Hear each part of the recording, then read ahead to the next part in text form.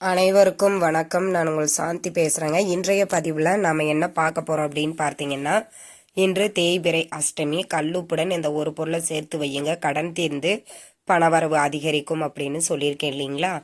பணவரவு அதிகரிப்பதற்கும் கடன் தீர்வதற்கும் ஒரு எளிய பரிகாரத்தை தான் நாம இந்த பதிவுல பார்க்க போறோம். இந்த பரிகாரத்தை எப்படி செய்யணும், இந்த கால பைரவாஷ்டமி அன்று நாம பைரவரை எப்படியெல்லாம் வழிபாடு செய்யலாம் அப்படிங்கிறத பத்தியும் இந்த பதிவுல நாம தெளிவாக பார்க்கலாம். நம்மளுக்கு இன்றைய தினம் சனிக்கிழமை. சனிக்கிழமையில அஷ்டமி வந்தா சனி மகா அஷ்டமி அப்படின்னு சொல்லுவாங்க. அந்த வகையில கார்த்திகை மாதத்துல வரக்கூடிய தேய்பிறை அஷ்டமிய கால மகா பைரவாஷ்டமி அப்படின்னு சொல்லுவாங்க.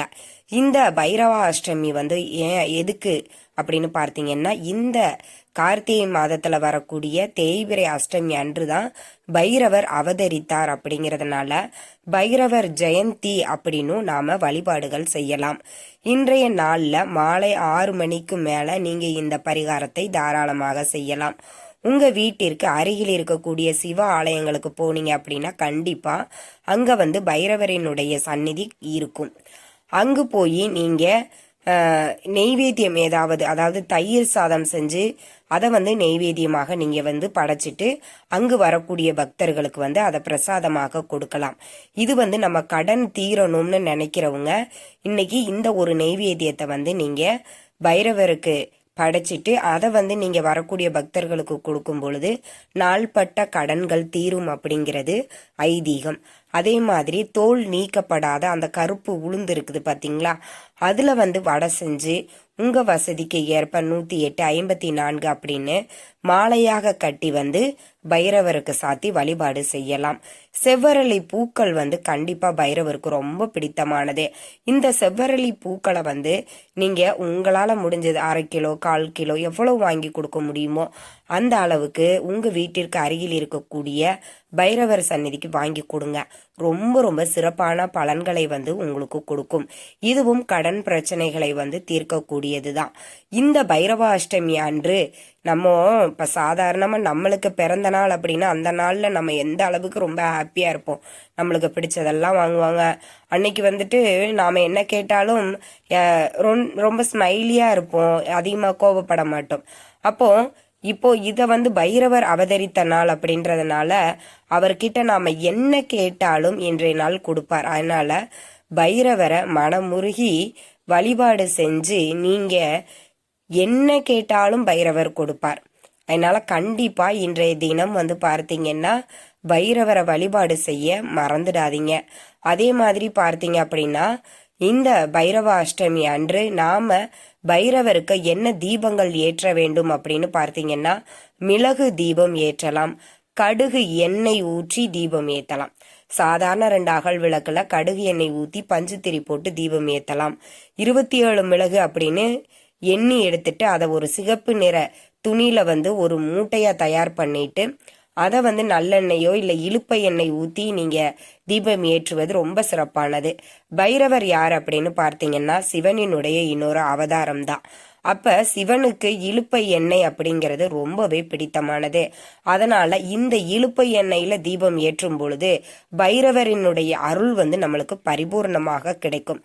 கண்டிப்பா வாய்ப்பு இருக்கிறவங்க இந்த இலுப்பை எண்ணெயில தீபம் ஏற்றி வழிபாடு செஞ்சு பாருங்க. நீங்க என்ன கேட்டாலும் பைரவர் உங்களுக்கு கொடுப்பார். அதே மாதிரி மாலை நேரங்களில் நீங்க வழிபாடுகள் அனைத்தையும் முடிச்சுட்டு இப்ப நான் சொல்லக்கூடிய இந்த பரிகாரத்தை நீங்க செய்யலாம். உங்க வீட்டுல இப்ப நிறைய பேர் வீட்டுல பார்த்தீங்கன்னா சொர்ண ஆகர்ஷண பைரவரினுடைய படம் வச்சிருக்காங்க. பைரவர் படம் தான் வைக்க கூடாது, பட் ஆனா சொர்ண ஆகர்ஷண பைரவரினுடைய படம் நம்ம வீட்டுல வச்சுக்கலாம். அப்படி இருந்தாலும் சரி, இல்லைன்னா ஒரு அகல் விளக்குல இலுப்பை எண்ணெய் ஊத்தி தீபம் போட்டுக்கோங்க. அந்த தீப ஜோதியில பைரவரை ஆவாகனம் செஞ்சுக்கோங்க. அதற்கப்புறம் பார்த்தீங்க அப்படின்னா இப்ப நான் சொல்லக்கூடிய இந்த எளிய பரிகாரத்தை செய்யுங்க. ஒரு கண்ணாடி பவுல் எடுத்துக்கோங்க, இல்லைன்னா மண் அகல் விளக்கு, பெரிய அகல் விளக்கா இருக்கும் இல்லைங்களா, அது மாதிரி ஒரு மண் அகல் விளக்கு எடுத்துக்கோங்க. இது 2 தாங்க வேணும். வேற பித்தளை செம்பு அதெல்லாம் எதுவுமே தேவையில்ல. ஒன்று கண்ணாடி பவுலு, அப்படி இல்லைன்னா மண்ணில் அகல் விளக்கு, பெரிய அகல் விளக்கா இருக்கும், அது எடுத்துக்கோங்க. அதில் கல்லுப்பை நிரப்பிக்கோங்க. இது நீங்கள் சமையலுக்கு பயன்படுத்தக்கூடிய கல்லுப்பை நாம் பயன்படுத்தக்கூடாது. ஏன்னா அசைவம் சமைப்பதற்கும் நாம் அந்த உப்பை வந்து பயன்படுத்தியிருப்போம். அதை பரிகாரத்திற்கு செய்யும் பொழுது அது முழு பலனும் நம்மளுக்கு அளிக்காது. அதனால் புதுசாக நீங்கள் சாமி ரூமில் ஒரு பாக்கெட் வச்சுருக்கிறீங்க அப்படின்னா அதையவே நீங்கள் எடுத்துக்கலாம். அதில் வந்து அந்த கல்லுப்பை அந்த கண்ணாடி பவுலில் நிரப்பிக்கோங்க. நிரப்பிட்டு மிளகு 8 அப்படிங்கிற எண்ணிக்கையில் எடுத்துக்கோங்க. இந்த மிளகு வந்து பார்த்தீங்கன்னா பகைவனை விரட்டுவதற்கு, எதிரிகளை அழிப்பதற்கு மிக மிக சக்தி வாய்ந்தது அப்படின்னு சொல்லுவாங்க. 10 மிளகு இருந்தா பகைவன் வீட்டில் கூட நம்ம சாப்பிட்டுட்டு வந்துடலாம். ஏன்னா அந்த அளவுக்கு விஷத்தை முறிக்கும் தன்மை வந்து இந்த மிளகுக்கு இருக்குது. இது நம்மளுக்கு மருத்துவ ரீதியாகவும் சரி, ஆன்மீக ரீதியாகவும் சரி, இந்த மிளகு அப்படிங்கிறது ரொம்பவே அற்புதமான பலன்களை நம்மளுக்கு கொடுக்கக்கூடியது. அதனால 8 அப்படிங்கிற எண்ணிக்கையில மிளகு எடுத்துக்கோங்க. எடுத்துட்டு அந்த 8 மிளகையுமே அந்த கண்ணாடி உப்பு மேல, நீங்க அந்த கண்ணாடி பவுல்ல உப்பு போட்டு வச்சிருக்கீங்க இல்லைங்களா, அந்த உப்பு மேல வச்சிருங்க. அதற்கப்புறம் வந்து பார்த்தீங்கன்னா ₹1 நாணயம் 8 எடுத்துக்கோங்க. 8 எடுத்து அந்த 8 நாணயங்களையும் அந்த கண்ணாடி பவுலில் உப்பு போட்டு வச்சுருக்கோம் இல்லைங்களா, அது மேலேயே, மிளகு மேலேயே இந்த ₹1 நாணயத்தையும் வச்சுருங்க. வச்சுட்டு இதற்கு மேலே 8 கிராம்பு அந்த ₹1 நாணயம் மேலேயே வச்சுருங்க. வச்சுட்டு அதை அப்படியே உங்கள் உள்ளங்கையில் எடுத்துக்கோங்க. எடுத்துட்டு நீங்கள் பைரவரையும் உங்களுடைய குல தெய்வத்தையும் மனதார பிரார்த்தனை பண்ணிக்கோங்க. எனக்கு இருக்கக்கூடிய கடன் பிரச்சனைகள் அனைத்தும் தீர வேண்டும், பணவரவு அதிகரிக்கணும் அப்படின்னு மனதார பிரார்த்தனை பண்ணிட்டு அந்த கண்ணாடி பவுல்ல இருக்கக்கூடிய அந்த உப்பு, நாணயம், மிளகு, கிராம்பு இது எல்லாமே அப்படியே இருக்கட்டும். அதை வந்து உங்க பூஜை அறையிலேயே வச்சிருங்க. இன்னைக்கு முழுவதும் அது வந்து உங்க பூஜை அறையிலேயே இருக்கட்டும். எந்த ஒரு பிரச்சனையும் கிடையாது.